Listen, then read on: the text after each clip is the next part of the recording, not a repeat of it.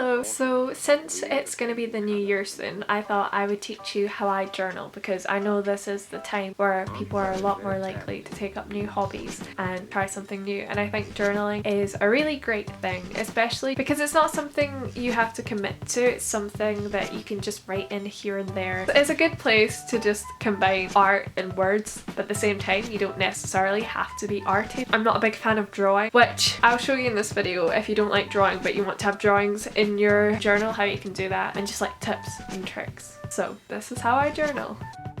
Supplies. You don't need all of these supplies, probably don't need many of them at all, but this is what I like to use to journal because I like to have lots and lots of different things in my journal. But yeah, you can pick and choose what you want in your journal because it's yours. There's no right or wrong way to do this, so it's all up to you. But personally, this is what I use. 1. Tracing paper. This is what I was talking about when you don't have to know how to draw, have drawings in your book. I'm okay at drawing. I'm not the worst, but it's just not for me.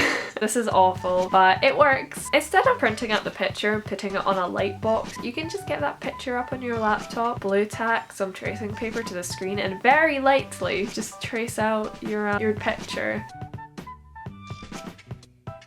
Leaves must fall before the blossom comes again in spring. Of course, the blossom can't come until the leaves have fallen. Watercolors. I got mine from the works. They were very cheap. I don't really use expensive paint. There's not really a need for me to have expensive paint, so I usually just pick up very cheap paints and they usually work fine. I have notes from my friends, like anything really, just like bus tickets, cinema tickets, just from places and adventures you really liked and want to remember. Scraps of paper like this is the reason I really started journaling, because my mum always wants to throw all my scraps of paper out. My room will never be a pretty room. There is too much stuff in it, there's too many books and pieces of paper lying around for it to be like pretty. So this kind of helps though, to have somewhere to put them, glue them in, and they're there forever. So in 2014 I got a daily Van Gogh calendar, and basically you got a Van Gogh painting each day, not like the physical thing, that would be a really expensive daily calendar, but you got like a printed piece of paper that you tore off and you had it, and obviously I kept all of them because you don't just throw that in the bin. Leave comments in the comment section below and tell my mum I'm not a hoarder, but they're really good. If you get a daily calendar you have 365 pictures, so I put a lot of these in my journal. You can get them like really cheap after the new year as well because people haven't bought them and they're trying to sell them before it's too late to buy your calendar, so look out for that. Scraps of paper. I have like different colours of paper. I just got them out of some really cheap shop. It was basically like kids craft supplies. It's just a book full of different colours of paper. It's like good to just have to stick in so you can have a different colour page, especially if your journal is all one colour, to just have different colours. And also I do that with my watercolours as well. I'll just paint a whole page like a different colour, or maybe like a gradient or a half and half, like do one colour on this side and one colour on that side. You can have photographs. I don't actually have a lot of like current photographs because photographs are expensive, so a lot of them are like quite old. Obviously if Polaroids, personally I wouldn't put my Polaroids in my journal just because I like having them out where I can see them. But another good tip is if you're lucky enough to go to auctions or have like auctions, like antique auctions near you, a lot of the time people will bundle off their like ancestors or their like family members' old photos. Like it might be like your great grandperson's photos that have been like passed down for generations, and it might get to the point where nobody in the family knows who they are, but you have those photos and they're old, so they're like auction them off. Basically the mass majority of photos here, I don't know who they are. Nobody in my house knows who these are. When my grandpa died, he had them. My mum's pretty sure that he didn't know who they were either, so yeah, I don't really stick those in much, but a lot of them are really nice. They look like album covers or something. But yeah, the pictures are really nice to put in your journal, especially if you're writing about a day you had or somebody you love, like your best friend or your boyfriend or your girlfriend or whoever. It might be nice to have like a little picture in there just for the memories and stuff. Pressed flowers. I have pressed flowers, but I made the mistake last year of pressing really big flowers, so they're so chunky that I wouldn't really glue them down, but I'll show you an example of good flowers to press. So yeah, I pressed really big flowers and they didn't really compress. I just put them in an old book between heavy objects and left it there for ages. That didn't work, but like it has worked with other flowers. These are flowers from April. I just put them in this big book. Things like daffodils and leaves, petals, daisies. These things are really good.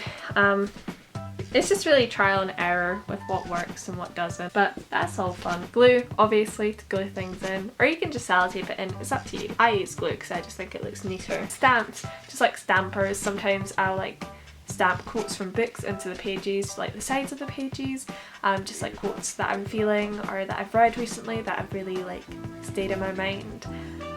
Basically, like my journal is just like things that have been on my mind. And it's like sometimes good to look back and be like, oh, so that's what I was thinking about in January and now this is what I'm thinking about in December. Gosh, things change. My typewriter, I know not everybody has a typewriter, but I know that it's a lot more common recently because of this whole like, oh, that's the retro thing. Or you can just like print out things from your computer in a typewriter font, and sometimes I'll type out poems, little like thoughts or feelings on cards to just stick in to just have like more texture and then more things going on in the page. I really love my typewriter. Yeah, gel pens are really good to have, just any colours of pens to colour in and make the pages more colourful, do little doodles.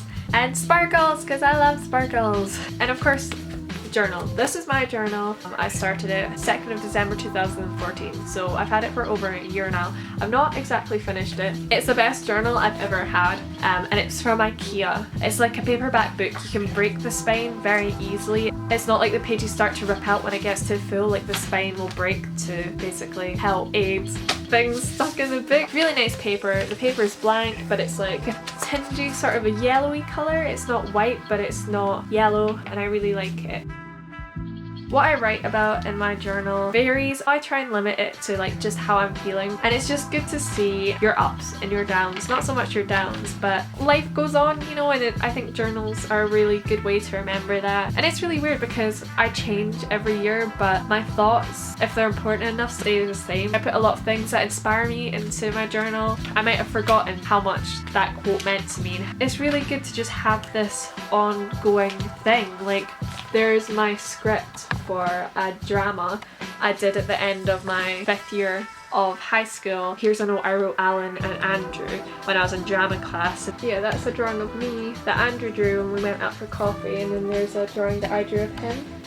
It feels like ages ago, and I probably would have forgotten that we had done these little sketches on a Starbucks napkin. Silly little things that I'm so glad I remember. I have a lot of good memories in here. It's like a photo album basically, but of your thoughts, and I think that it's a really good thing to take up. So if you have the time, you don't have to spend a lot of time on it. You can literally fill a journal, one journal over 5 years. Make it your own. Okay,